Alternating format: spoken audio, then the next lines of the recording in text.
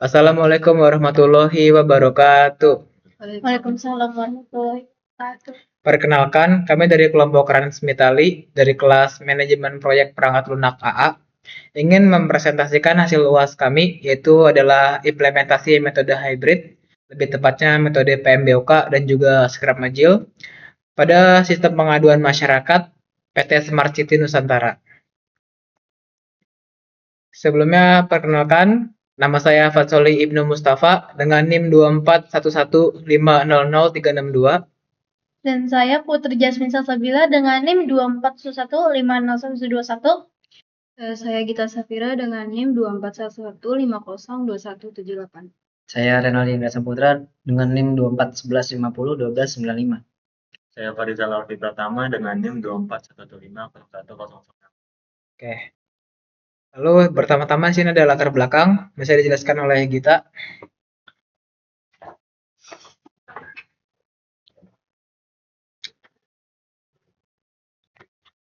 Pada slide ini latar belakang perkembangan teknologi informasi mendorong pemerintah untuk meningkatkan kualitas pelayanan publik melalui digitalisasi termasuk dalam layanan pengaduan masyarakat, namun proses penyampaian dan pengelolaan pengaduan masih belum terintegrasi sehingga masyarakat mengalami kesulitan dalam menyampaikan laporan. Sementara pemerintah kesulitan mengelola dan memantau status setiap pengaduan. Oleh karena itu, dirancang aplikasi pengaduan masyarakat sebagai platform digital terpadu yang memudahkan proses pelaporan dan pengelolaan pengaduan secara efektif, transparan, dan terstruktur. Perencanaan proyek ini memiliki batas waktu pelaksanaan selama 5 bulan, dengan anggaran maksimum sebesar 200.000. Jadi di sini ada rumusan masalah. Ada lima rumusan masalah. Rumusan masalah pada penelitian ini sebenarnya dapat dikelompokkan menjadi 3 bagian. Yang pertama adalah mengidentifikasi permasalahan yang terjadi saat ini. Dan yang kedua adalah menentukan solusi melalui design thinking. Dan yang terakhir adalah bagaimana menyusun manajemen proyek menggunakan Agile agar pengembangan aplikasi berjalan sesuai target, biaya, waktu, dan kualitas. Dan di slide ini analisis permasalahan masyarakat ada 2, yaitu peta pengguna dan kendala. Memaparkan 4 aktor utama sistem: wali kota atau gubernur, masyarakat, admin pengelola Pemda, dan vendor PT Smart City Nusantara. Dan yang kedua ada menjabarkan pain points dasar. Masyarakat malas melapor karena birokrasi konvensional lama dan tidak aman, sedangkan admin Pemda kesulitan karena laporan masuk acak tanpa bukti foto atau lokasi yang valid.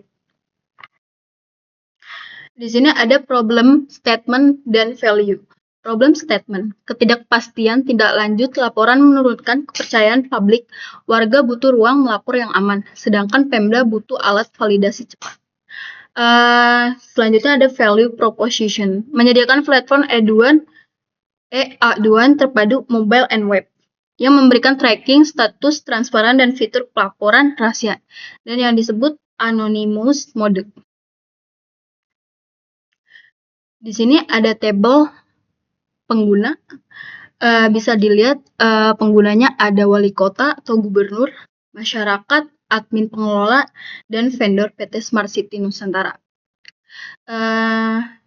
Di antara pengguna tersebut, ia memiliki perannya masing-masing, seperti contohnya wali kota, pemantauan kinerja pelayanan publik, dan masyarakat untuk menyampaikan pengaduan terkait fasilitas atau pelayanan publik di lingkungan sekitar. Pengguna tersebut memiliki kebutuhannya sendiri. Udah.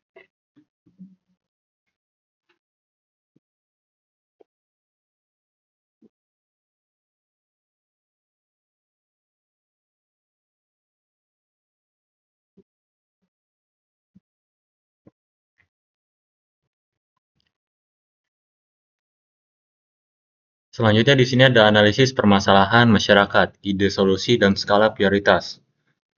Di sini merumuskan 10 ide solusi utama berdasarkan metode Moskow. Fitur must have dikunci pada form laporan, bukti gambar, lacak status, dan panel admin. Di sini ada tabel produk backlog-nya.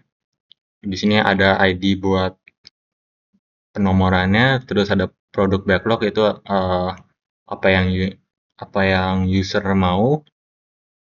Terus di sini ada skala prioritasnya, ada high, medium, dan low. Terus di sini ada estimasi, yaitu dikerjakannya beberapa hari. Selanjutnya di sini ada prioritas fitur.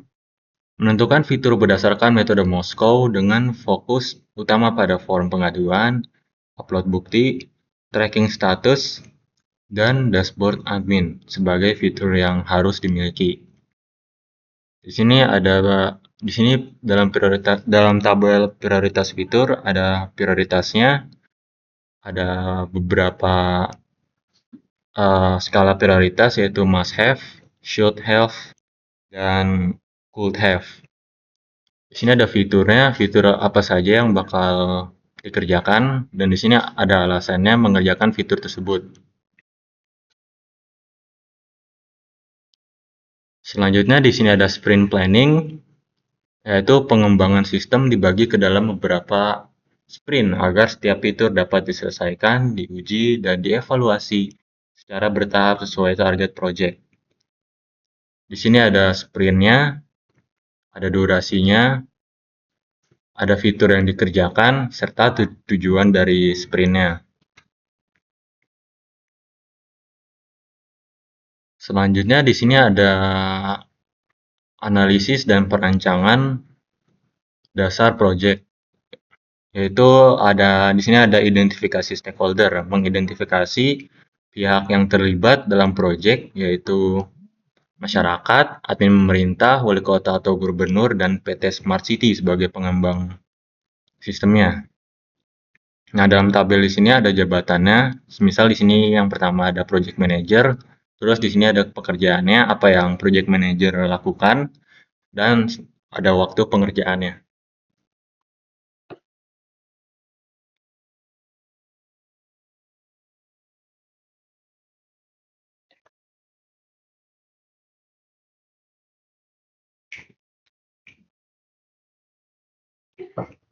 Oke, berikutnya di sini ada analisis dan perancangan untuk functional requirements dan juga non-functional requirements. Oke, jadi buat functional requirements di sini itu adalah kebutuhan yang sekiranya emang diperlukan dalam aplikasi ini. Contohnya seperti upload foto, kelola laporan, memberikan tanggapan, dan juga sebagainya. Lalu berikutnya adalah kebutuhan non-fungsional. Jadi ini tuh bedanya sama fungsional adalah kayak kebutuhan non-fungsional itu ya bare minimumnya. Jadi kayak minimal aplikasi itu harus ada ininya untuk keamanan dan sebagainya, seperti performanya, keamanan password, responsivitas aplikasi, dan juga yang lainnya.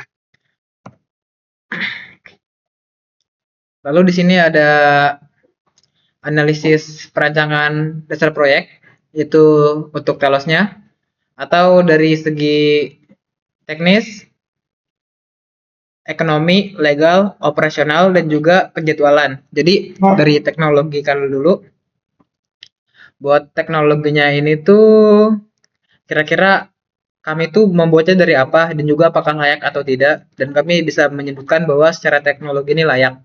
Lalu dari ekonomi, karena wali kota ini memberikan biaya sebesar 200 juta, ini tuh udah termasuk layak banget untuk sekedar aplikasi pengaduan masyarakat. Lalu berikutnya adalah kelegalan. Jadi ya karena di sini tentunya kami juga akan mengikuti peraturan undang-undang, terutama untuk perlindungan data pribadi agar tidak bocor. Itu sudah kami bisa bilang bahwa sudah layak juga. Lalu berikutnya adalah operasional. Kami juga akan memberikan panduan serta mempermudah operasional bagi admin dan juga warga-warga dan sebagainya. Seperti dalam UI-nya dibuat jadi lebih friendly dan juga lainnya. Itu juga sudah bisa terbilang layak. Lalu buat penjadwalan, karena diberi waktu kurang lebih selama 20 minggu itu, atau ntar ada perubahan. Ya, tapi hitungannya itu juga udah sangat cukup sekali dan juga bisa dibilang layak untuk mengerjakan proyek ini. Oke, berikutnya di sini adalah ada analisis dan perancangan dasar proyek. Itu adalah analisis biaya dan juga sumber daya.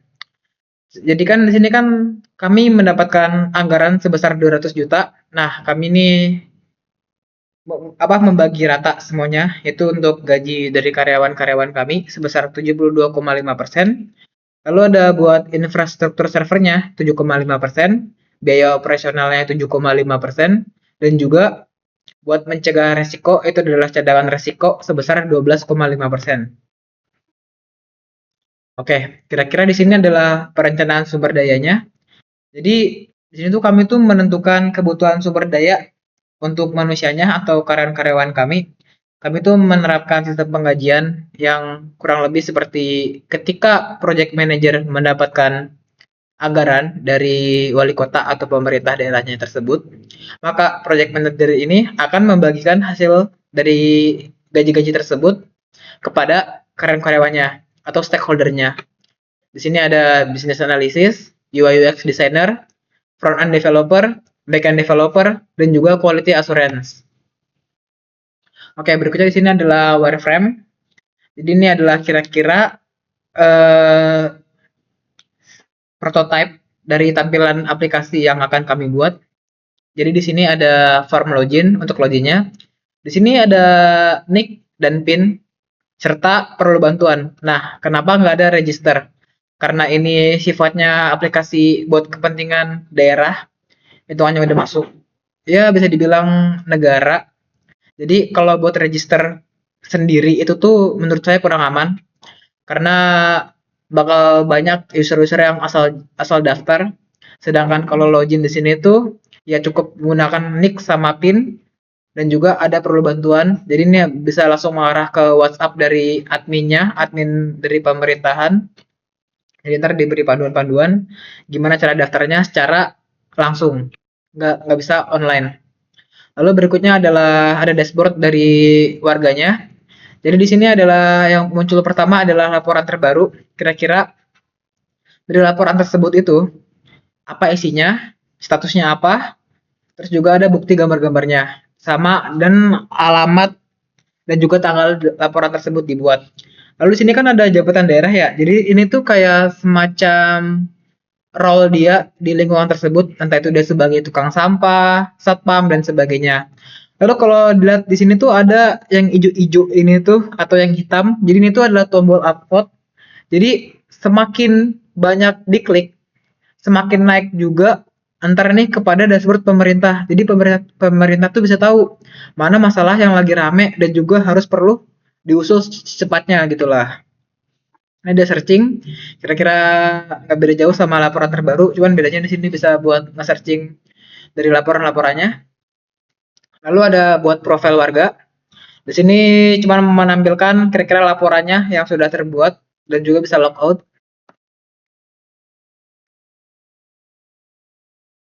Lalu ini buat dashboard pemerintahnya tersebut atau adminnya. Di sini ada laporan teratas. Nah, itu yang semakin banyak upvote-nya itu semakin ditongolin di dashboard pemerintah. Terus kalau diklik, pemerintah bisa memberikan tanggapan. Ya, itu contohnya ada. Lalu buat searchingnya sebenarnya sama aja, cuman beda di pemerintah ini bisa melihat saja sama kayak di dashboardnya ini. Lalu buat di dashboard di profil pemerintahnya ini tuh ada tanggapan-tanggapan yang sudah diberi oleh pemerintah tersebut. Dan ini juga kalau diklik akan muncul kira-kira sama seperti form pengisian tanggapan, tapi bedanya ini tuh udah langsung ke isi tanggapannya. Oke. Berikutnya di sini adalah analisis perencanaan dasar proyek. Itu adalah untuk testing, risiko, dan tata kelola. Bisa dibantu oleh Arnaldi.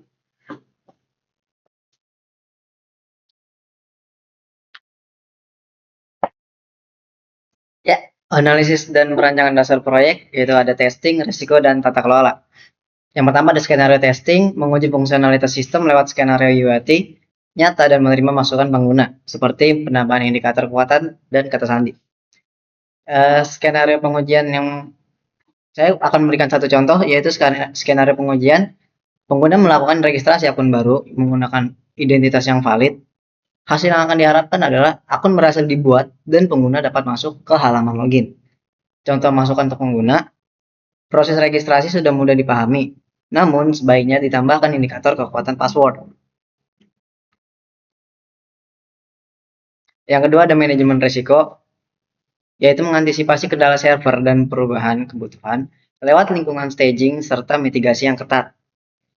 Contoh resikonya yaitu pemerintah daerah meminta proyek dipercepat 6 minggu karena banyaknya keluhan masyarakat terkait lambatnya proses pelaporan dan penanganan pengaduan secara manual. Dampaknya, jadwal proyek menjadi lebih singkat sehingga berpotensi mengurangi kualitas pengembangan atau meningkatkan beban kerja tim. Mitigasi yang akan dilakukan, kami akan melakukan schedule compression dengan memprioritaskan fitur utama atau fitur MVP, menambahkan jam kerja secara teratur, serta menjalankan beberapa aktivitas yang dapat dikerjakan secara paralel tanpa mengurangi kualitas hasil. Yang kedua ada perubahan kebutuhan atau penambahan fitur selama proyek berlangsung. Dampaknya menyebabkan keterlambatan jadwal dan peningkatan biaya proyek. Mitigasi yang dilakukan menerapkan proses change request sehingga setiap perubahan harus disetujui oleh project manager dan stakeholder sebelum dikerjakan. Selanjutnya ada rencana komunikasi dan kualitas, koordinasi rutin melalui daily stand up atau internal dan weekly progress atau eksternal, serta jaminan mutu lewat kode review. Komunikasi yang bisa dilakukan yaitu kegiatannya kick off meeting, pesertanya Pemda, project manager, dan tim project. Medianya bisa tatap muka atau Zoom. Frekuensinya awal project, penanggung jawabnya project manager. Yang kedua ada kegiatan progress meeting. Project manager dan tim project menjadi peserta di sini dan medianya berupa Google Meet atau WhatsApp. Frekuensinya mingguan. Penanggung jawab project manager. Yang ketiga ada evaluasi prototype. Pesertanya tim project dan perwakilan pengguna. Medianya tatap muka atau Zoom. Frekuensinya setelah wireframe selesai. Penanggung jawabnya UI UX designer. Kegiatannya yang keempat ada presentasi hasil akhir. Pesertanya yaitu seluruh stakeholder. Medianya presentasi. Frekuensinya akhir project. Penanggung jawabnya project manager. Kualitasnya, aspek kualitas. Yang pertama ada fungsionalitas. Standar yang diharapkan yaitu seluruh fitur berjalan sesuai kebutuhan. Cara memastikannya, melakukan pengujian terhadap setiap fitur berdasarkan kebutuhan fungsional. Aspek kualitas yang kedua yaitu kemudahan penggunaan. Standar yang diharapkan antarmuka mudah dipahami oleh para pengguna. Cara memastikannya melakukan evaluasi wireframe dan menerima masukan dari pengguna. Yang ketiga ada performa. Halaman utama dapat dimuat dengan waktu respon yang baik. Dan cara memastikannya melakukan pengujian performa sebelum implementasi dimulai. Yang keempat, keamanan. Standar yang diharapkan, data pengguna terlindungi dengan baik. Cara memastikannya menggunakan autentikasi akun dan enkripsi password. Ini rencana pengerjaan proyek. Di sebelah kanan ada project charternya, perancangan pengerjaan proyek atau project charter dan WBS, yaitu legalitas formal project yang mengunci wewenang manajer proyek dengan ruang lingkup kerja dasar serta komitmen anggaran maksimal 200 juta.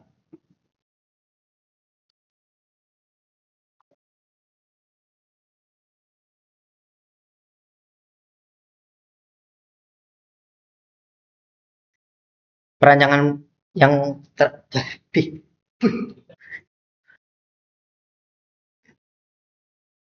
perancangan pengerjaan proyek atau project charter dan WBS. Project charter legalitas ini yang tadi. Di sini di sebelah kiri ada rincian project charternya dan sebelah kanan akan ada pembagian dari uang 200 juta. Yang paling atas itu ada dari Pemda, terus Pemda diserahkan ke project manager akan disebarkan ke stakeholder yang lain. Stakeholder yang lain akan menyebarkan lagi ke level yang lebih tinggi, yaitu level 3. Selanjutnya ada perancangan pengerjaan proyek yang akan dibacakan oleh Jatmi. Oke, di sini ada perancangan pengerjaan proyek, lini masa, dan jadwal kerja. Menjelaskan keputusan penting dalam melakukan konversi jadwal, schedule compression. Akibat tingginya desakan kebutuhan digitalisasi Pemda, durasi yang semula dijatuh maksimal 20 minggu berhasil dipercepat secara ketat menjadi 14 minggu atau 98 hari dengan pekerjaan aktivitas secara paralel atau fast tracking. Selengkapnya bisa dilihat dari tabel tersebut, yaitu gancar. Lalu selanjutnya ada lintasan kritis. C ke D, lalu D ke E, lalu E ke F, lalu F-nya ke I, lalu ke J, lalu ke K. Lalu yang kedua ada C-nya ke D, lalu yang ke E ke F, lalu yang ke G, habis ke G ke H, habis ke H ke J, dan terakhir ke K. Perancangan pengerjaan proyek, papan skrum visual, menjelaskan bagaimana tim mengelola tugas harian secara dinamis dan transparan agar seluruh anggota kelompok bekerja secara selaras demi mengejar target akselerasi jadwal 14 minggu. Di sini ada to-do list yang ingin dikerjakan, lalu ada prosesnya, lalu di sini ada yang telah dikerjakan. Kesimpulan, berdasarkan hasil analisis dan perencanaan yang telah dilakukan, aplikasi pengaduan masyarakat dirancang sebagai solusi untuk meningkatkan efektivitas sebagai solusi untuk layanan pengaduan masyarakat melalui sistem yang terintegrasi. Perencanaan proyek telah mencakup analisis kebutuhan, penyusunan fitur, serta perencanaan biaya, sumber daya, risiko, dan jadwal pelaksanaan. Meskipun waktu pelaksanaan dipercepat dari 20 minggu menjadi 14 minggu atau 98 hari, proyek tetap direncanakan agar memenuhi target kualitas, biaya, dan ruang lingkup yang telah ditetapkan.